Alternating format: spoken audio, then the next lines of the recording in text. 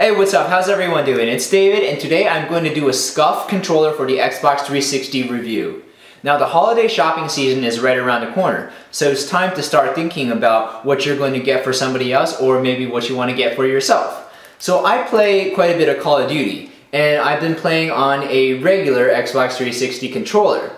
At the beginning of the year, I switched to the attack layout where you press the right thumbstick to drop, so that you can drop shot quicker. But because I did that, I don't have quick access to knifing. I have to press the B button to knife. So because I switched to the attack layout, I lost a lot of my knife fights because most people play on the default layout where you just press the right thumbstick to knife. And I can't aim my knives because I have to press the B button, and they're always going to be faster because pressing the right thumbstick is faster than switching your thumb over to the B. So I was thinking about a better option. How can I still have access to instant knives while playing on the attack layout? At the beginning of summer, I got this controller. It's a Catz Ghost Recon controller, and it's third party, but what it has is it has buttons on the back. So these click too. The left side, there's not a whole lot there. It just goes D-pad up, left, and to the right. And the right side, it has this option where you can make your sensitivity super low, so you have like sensitivity mapping on the fly, and you can also adjust it to be a B button, an A button, or an X button. So this mappable controls to this one button down here. So I like that. I could still knife by pressing this button on the back, and I could still drop shot by pressing the right stick. Now over here, this side, it wasn't very useful. So I watched one of the bigger YouTubers do a video demonstration of what a Scuf controller is, and the Scuf controller has two paddles on the back. This one on the left I had mapped to A. So to jump in Call of Duty, you press this button, and to knife, you press this button, which I had mapped to B. Now I'm showing on screen what exactly I purchased, all the options that I got for this controller. I got two convex thumbsticks, so they're dome topped. I got a regular D-pad. I got the option to have all my buttons blacked out because it looks cool. And I got a really cool grip thingy. It's like a Scuf patented grip, military grade rubberized grip, opposed to the regular grip for Xbox 360 controllers. So a lot of big YouTubers have talked about a Scuf controller in their reviews, and a lot of people are worried about taking their reviews to heart because they're worried about big YouTubers receiving sponsorship because they have a 5% discount for a Scuf controller in the description of their videos. But don't worry, I'm not sponsored by anybody. My review is going to be completely honest and mostly objective. So there's a lot of controllers on the market that are supposedly optimized for tournament play, like the Razer Onza Tournament Edition and the new Catz MLG controller. And the MLG controller is $100 from Catz. And this controller, default, is probably only $80 if you don't get any of the other options. Shipping is pretty hefty. It's like $10 to ship. And it takes a while for your order to get filled because all of them are custom and you have to wait for parts to get delivered. So let's break this controller down individually. What do I like about it? I got the options to have both thumbsticks domed. So it's like the convex thumbsticks of the PS3 as opposed to the concave thumbsticks of the Xbox 360 controller. What are the advantages of domed thumbsticks? Well, when you use a domed thumbstick, you have a little bit more leverage. It's a little bit higher up on the controller than a convex controller from an Xbox 360, as you can tell. What this gives you is more surface area in which you can move your thumb. So it allows you to be a lot more precise.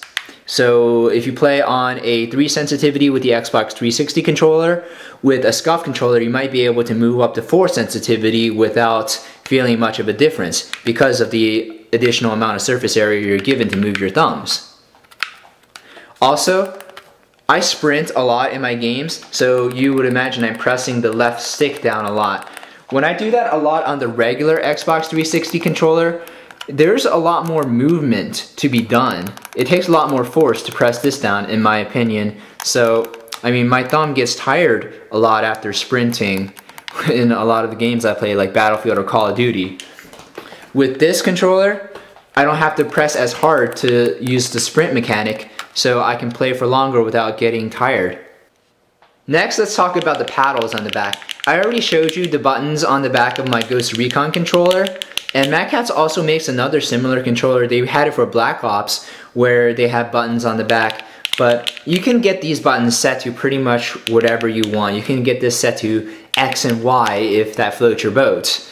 But the advantage of having a bumper on the back is you can knife while still playing on attack layout without ever moving your thumb away from the thumbstick.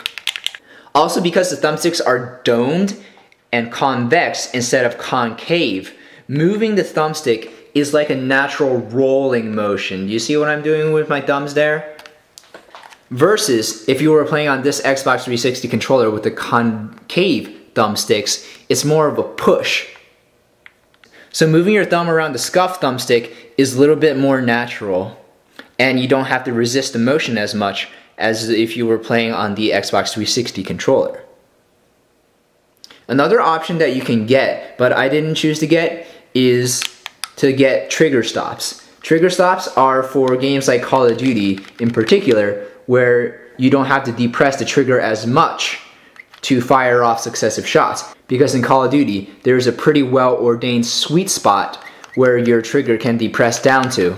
But I didn't get that option because I have to use this controller for games other than Call of Duty. So now on screen, you're gonna see some game footage of me playing Call of Duty Spec Ops with a hand cam showcasing what it's like to play with a Scuf controller. I put post-it notes on the controller to show you what each button does.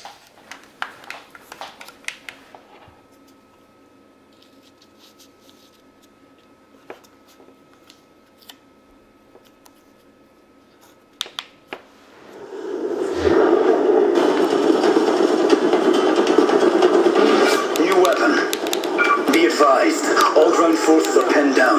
You need to hold out as long as you can. Recommend you use any and all available resources to take them out.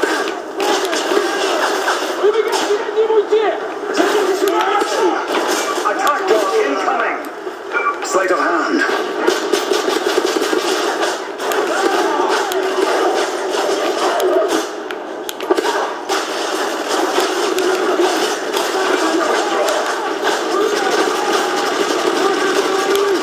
Inbound.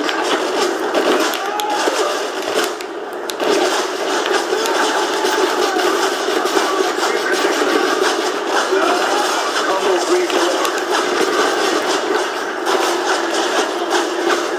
New weapon.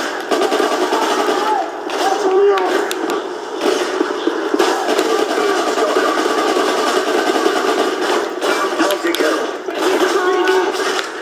Steadying.